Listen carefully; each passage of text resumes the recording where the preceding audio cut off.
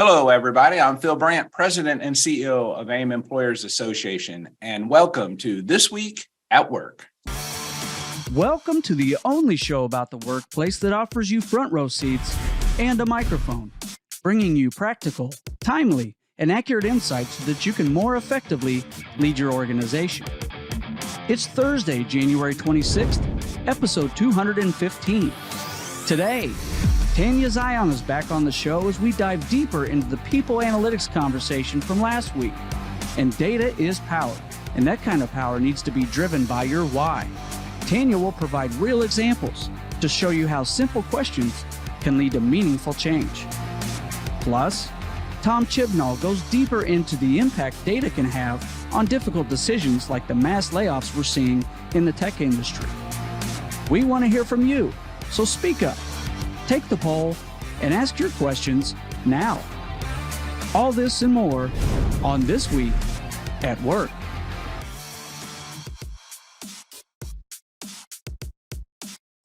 Welcome back, and thank you for joining us again. I hope everyone was able to navigate the inclement weather yesterday we saw throughout much of the Midwest, and hopefully no one had any problems with that.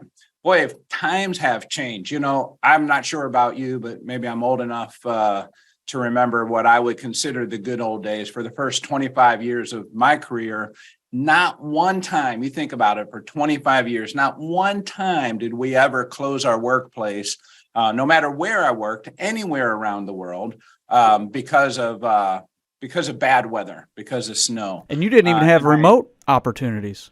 Well, we did not have remote opportunities, but we don't close it today just because we have remote opportunities. But it's a great question, Nick.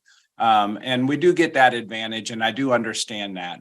I'm just going to throw this out there. I want everyone to remember this day. Just remember this day, because I never once thought, well, we would close offices and workplaces and factories because, we had maybe a few inches of snow. And I realized some places got a lot of snow and other places got a little bit of snow. The roads were not bad whatsoever. Anyway, just remember this day. There will be a day when there's going to be a threat of a thunderstorm and you're going to close your workplace.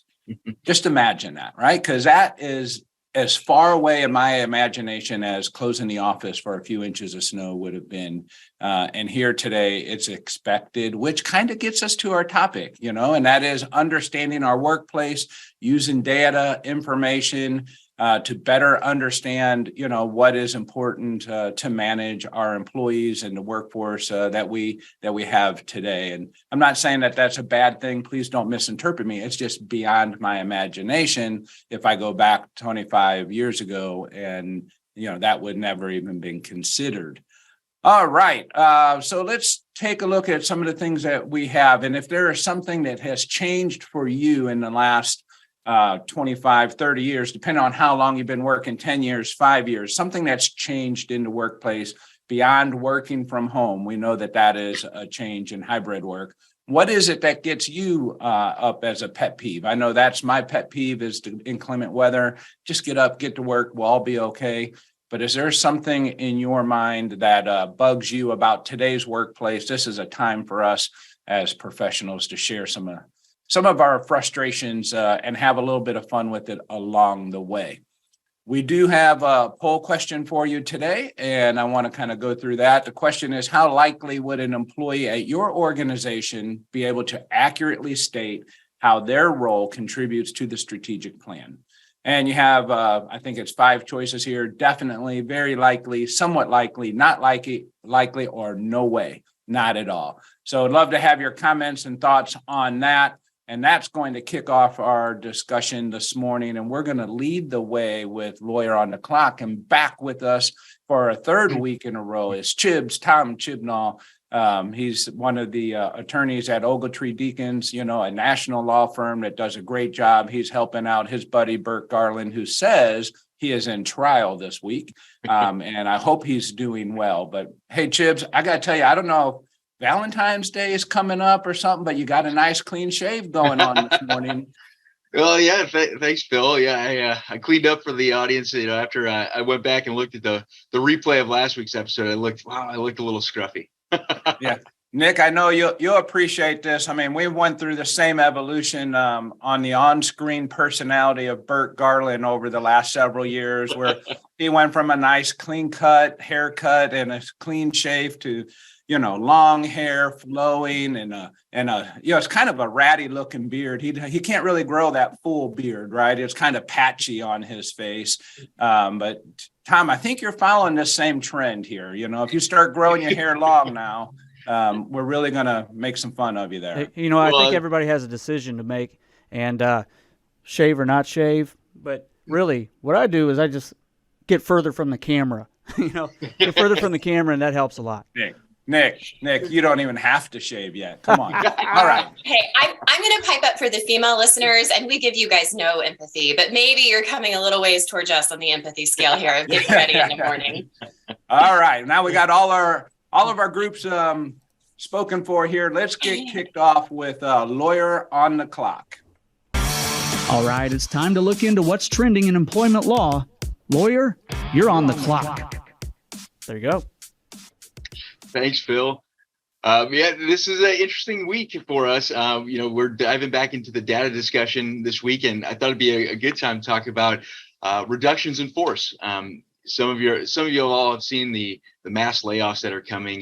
With some big companies announcing this recently. We have Microsoft announcing that they're going to lay off a substantial amount of workers. Another industry was Salesforce was talking about laying off another substantial amount of workers. And it made me think, we had that discussion last week about data, and the one area where data is, almost essential to decision making, and on my end is looking at reductions in force, what we call RIFs, and that's where I wanted to talk a little bit today, Phil. And feel free to, Tanya, she can certainly chime in as our data expert as well. But one of the things that I do frequently with clients is talk about, what do the numbers look like when you're doing a reduction in force. Nobody wants to do a reduction in force. Nobody really wants to go through that process. It's a hard process nonetheless. But one of the ways that we can support that is by looking at the numbers, the actual data here. And one of the reasons we do that is because sometimes when we just sort of go off, we'll say gut feel, we may not catch some of those, potential biases, or maybe just the adverse impacts that our decisions make on particular protected groups. As we all know, nobody's making decisions based on a protected status, whether it's age, race, gender, religion, anything like that. And one of the things that we can do when we actually do reductions in force is do what's called an adverse impact analysis. And this is something that is helpful not only to the business in its decision process, but it's also extraordinarily helpful to me as a lawyer. God forbid something were to happen and there'd be a lawsuit down the road in which somebody's alleging, hey, you fired all these people or you laid off all these people, and they all happen to be over a certain age, or they all happen to be of a certain nationality. One of the things that that adverse impact analysis can do is it can take that data and really focus it on whether or not your decisions are having impacts on particular groups of people. And it's also helpful when we go to litigate a case and I could say, judge or jury, here are the numbers. And you know what? Instead of, when we laid off all these people, it may look like from this set that our group of female employees decreased substantially. Well, when we look at it from a larger set, it actually went up after the RIF. And so the numbers can tell a really positive story for our clients. Tom, when someone wants to do an adverse impact, they're going to have a layoff. And I think the first number we start with, in my mind, that's most importantly is it 50 or more employees? And when we talk about the Warren Act, and that's like the very first number we start with, and understanding what percent of our workforce. But once we get past that and we start to do the adverse impact, what are the things that we're looking for when we do an adverse impact? Like what would be some criteria that you would want your clients, maybe our members, to go through? Yeah, that's a great question. And that criteria can be very broad and can be very narrow. It depends on what you're looking for. What I've always told people is when you're doing your adverse impact analyses, make sure you're covering the folks that need to be covered. Don't forget people, because sometimes if you're doing an adverse impact analysis and you're only looking at a certain small subsection, that data can be very misleading. it can be tremendously misleading. You might look at it and say, I've got a set of 30 people, and I've got 5 people in this protected group who are on that layoff list, and 5 people who are not, who are on that layoff list. And that might be a good thing. But if you broaden that out a little bit and say, instead of looking at just this subsection or this department, and we're doing a full scale layoff, and we start to incorporate other departments, that number may be totally different. And that's where a lot of people get in trouble, is sometimes they either have tunnel vision and they're looking too narrowly, or sometimes they're looking too globally. And where they see, if you look at it across the board, if we're laying off 10,000 employees, like say a Microsoft is, you might, your whole picture might look really good. But then when you drill down to a specific set, let's say we'll talk about, one particular job title and one particular manager, that set might be totally different and tell a totally different picture. And that's where you get in trouble. You may have laid off 10,000 people, and you can say to, a court or to a jury, look, our numbers actually improved on this demographic. But when we look at a very particular subset, you might say, wow, there is a really adverse impact on this group of people based on this, this decision makers, decision to RIF these people. So it's a real delicate balance, Phil. And, it's one of those things where I've done this long enough to know that if you're a management side lawyer like myself, you're going to take that data and you're going to tell your story. But if you're on the other side, you're going to take that same data and maybe tell a different story. And yet it's the same general number. So the story is different. The narrative can be different, but the data oftentimes remains the same. And it's really how you manipulate that data. So it's important to do those things and to kind of cover all your bases, because you never know where that attack may come from. Yeah, no, that I think really critical. And we think of some basic data like, what's the gender, race, can be performance management, can be how much, salaries are as well. You may get away with laying off fewer, but if you laid off the fewer that made more money, you could be laying off people with more tenure. I mean, it really starts to get really complicated. And I know my experience in the past is I would call Ogletree and we'd work through the analysis of that data and have someone with a more critical eye, that's going to be thinking more about a defense strategy, looking at the data to help us make it. And that becomes the hard part with between HR and management, and then the necessary business decisions that get made.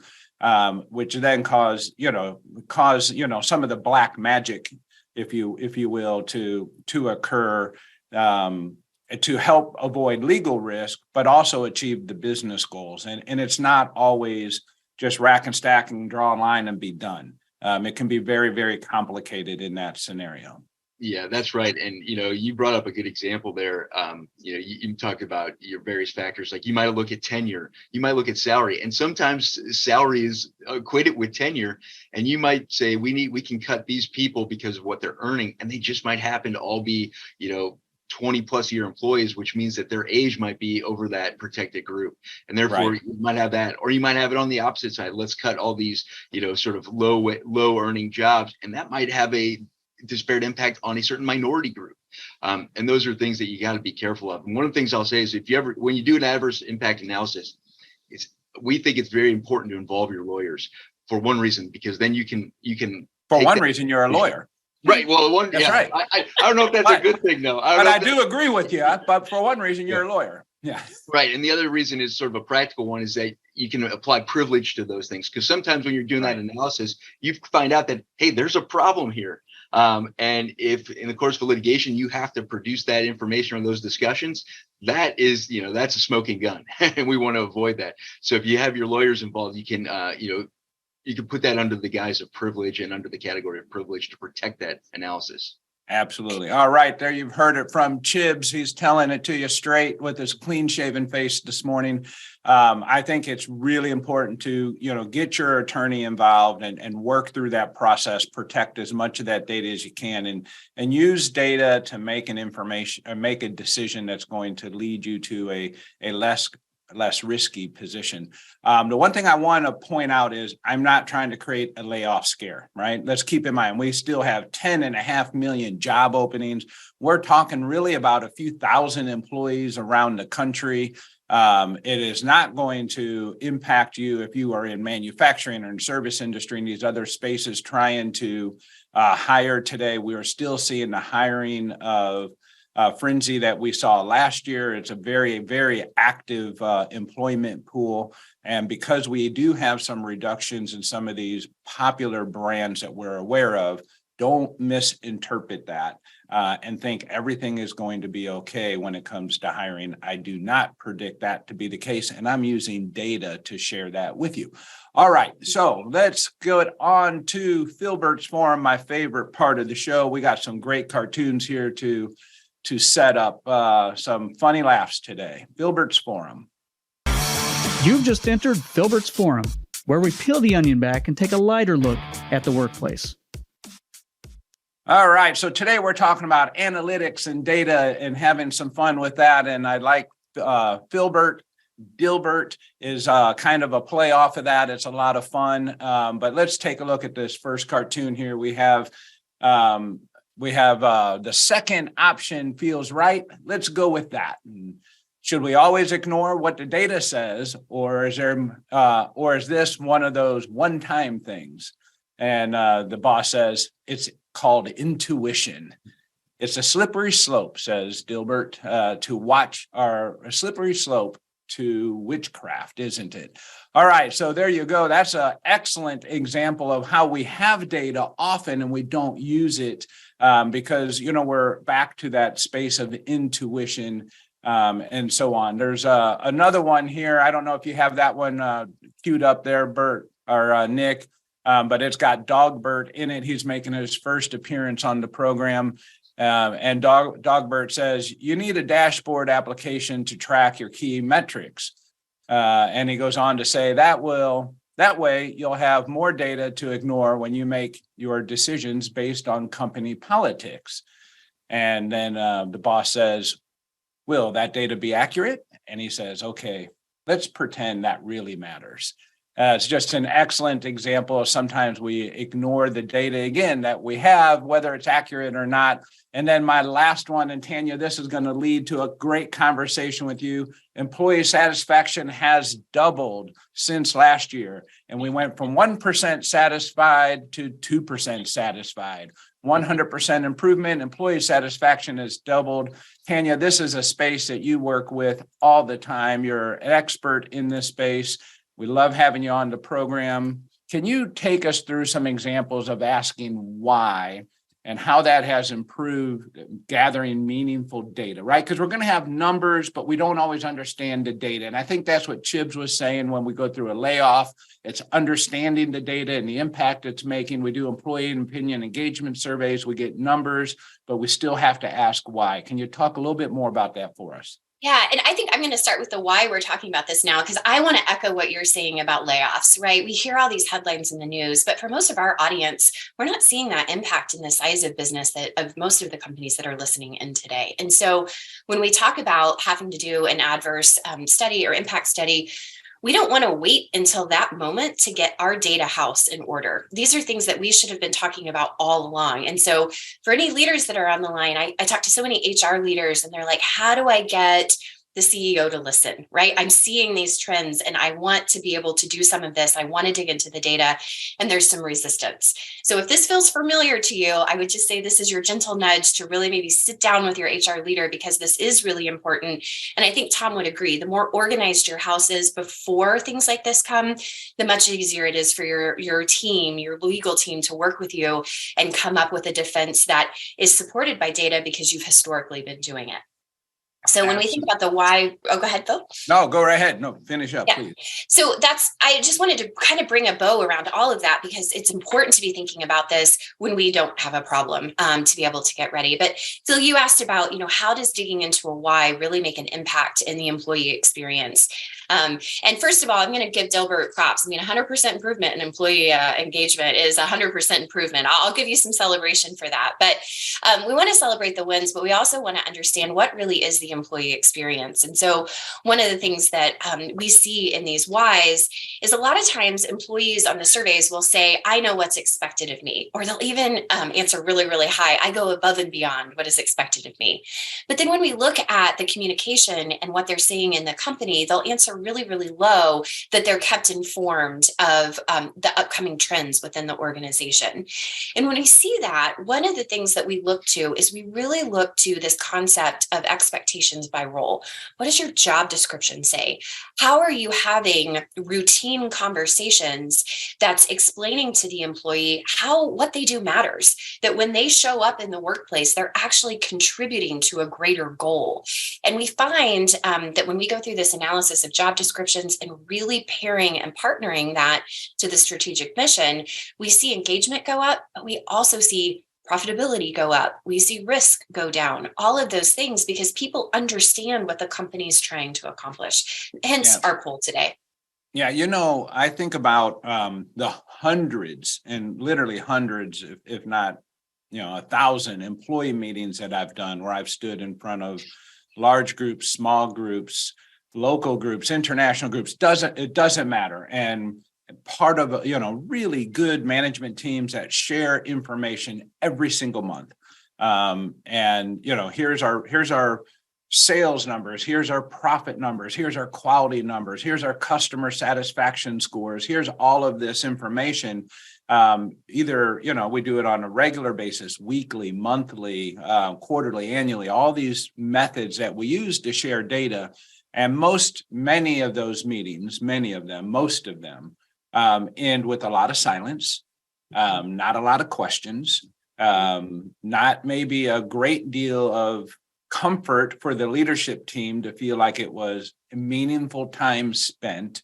But as we know, when we ask why, what are some of the reasons that we hear why? Because employees will score maybe low, that they feel that, what they're doing impacts the overall results of the business.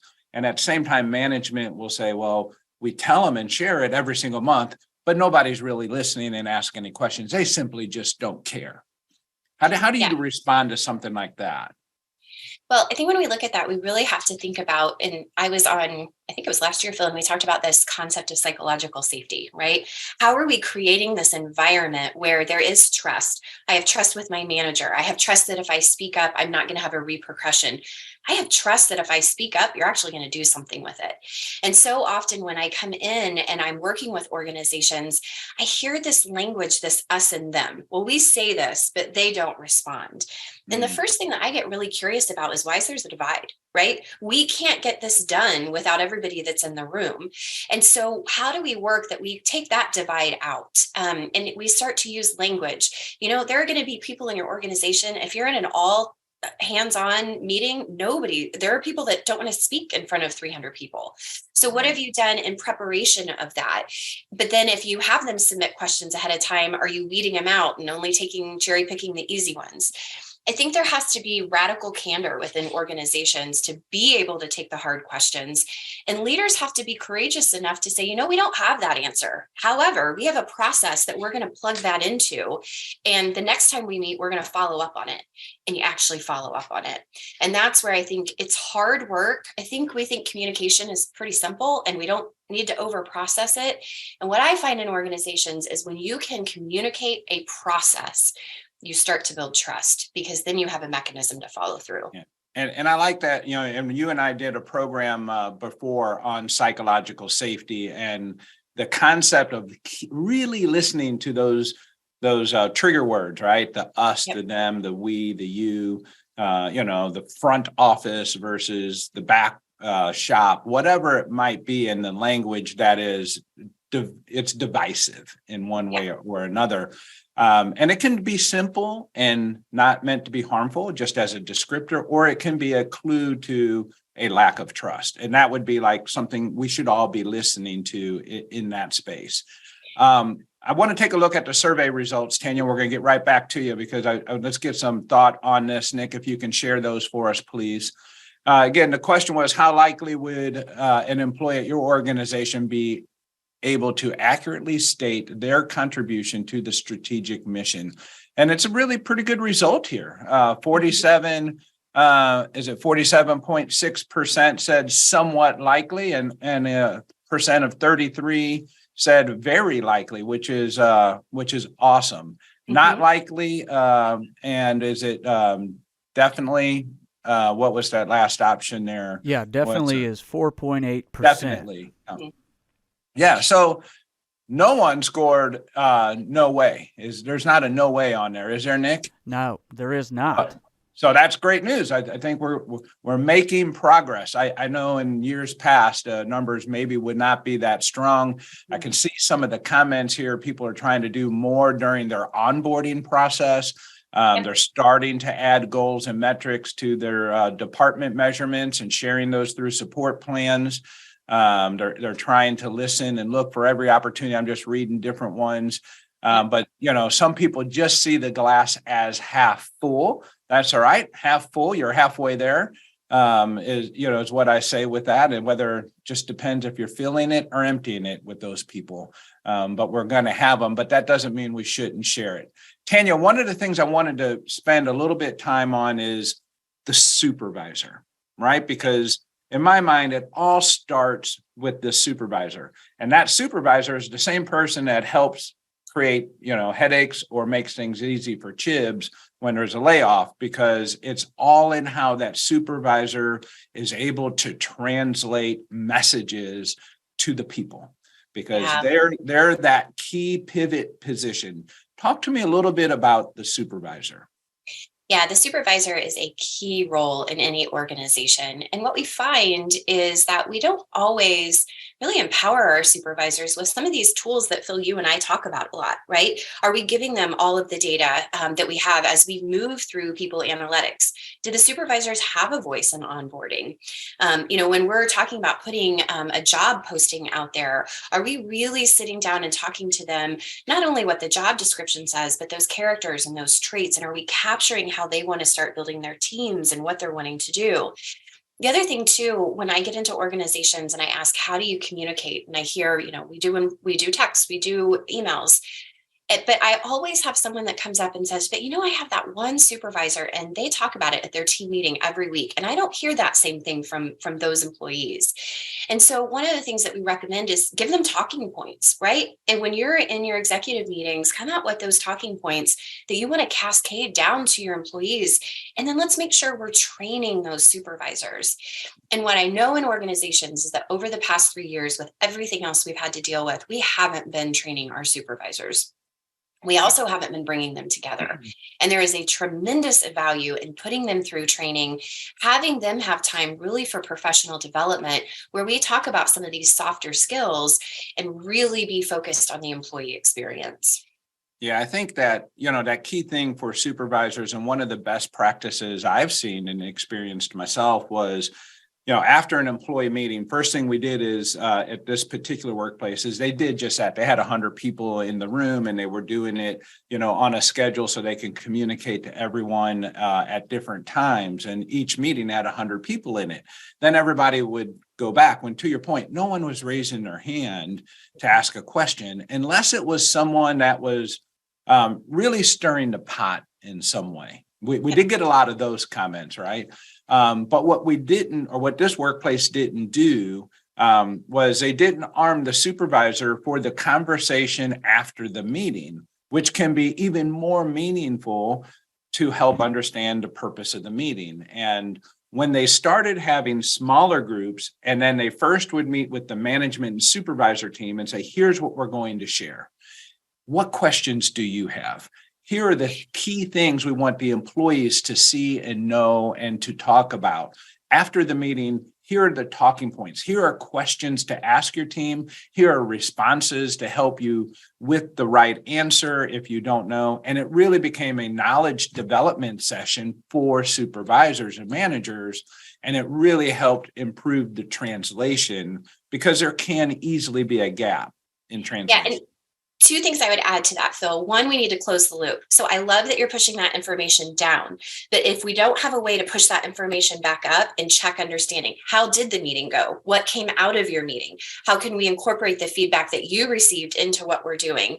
And the other thing is, I would tweak a question. Oftentimes in all meetings I'm in, I hear people say, "What question do you have?" And when we think about the different dynamics of personality types and how people process information, what I find is just tweak that question. So let me give you a moment to digest that information. And then when you're ready, who has the first question? It changes the way we individually respond, right? Because if you say, "What question do you have?" it might mean that I don't understand something, or I didn't get it, right? Where if you frame that question of who has the first question, it makes it very acceptable. And now the burden is on you that you should have a question. And so it just changes that. That's one tweak I would offer to everybody listening. Absolutely. And the other thing I like with that before we go is, who has the first question about our quality rating? Who has the first question about our profit level? Who has the first question about our customer service? Whatever it might be. And if you break down the meeting into some segments and ask it that way, it even might be more impactful. Tanya, thank you so much for joining us 2 weeks in a row. As always, it's amazing to have you on the program. You all will get a chance to be a part of Tanya live when she's here in, February 10th? Is that? Yeah. Yep. All right. Thank you for that. February 10th for our Wayfinder Summit. You can still sign up for that.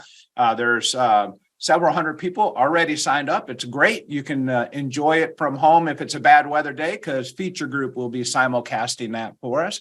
Or you can join us live in person at the factory in Chesterfield, Missouri. It's a great venue. We have lots of fun. We'll be playing music. We'll be having pancakes. We got T-shirts to give away. It's just going to be a lot of fun. And our platinum sponsor for that event will also be Ogletree Deacons. Last time, Tom Chibnall was there with us.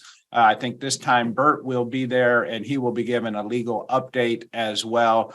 So it will be a great morning of learning and education. And we will see you then on February 10th. We'll be back here next week, 7:30 Central Time. Thank you for joining. Bye-bye. Thank you once again for tuning in to This Week at Work. If you enjoy the show, please share it with your colleagues. Forward our invites.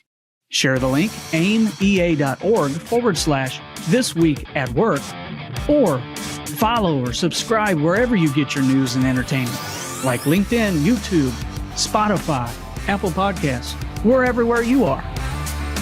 And you can be part of the show. Send your questions and comments anytime to info@thisweek.work.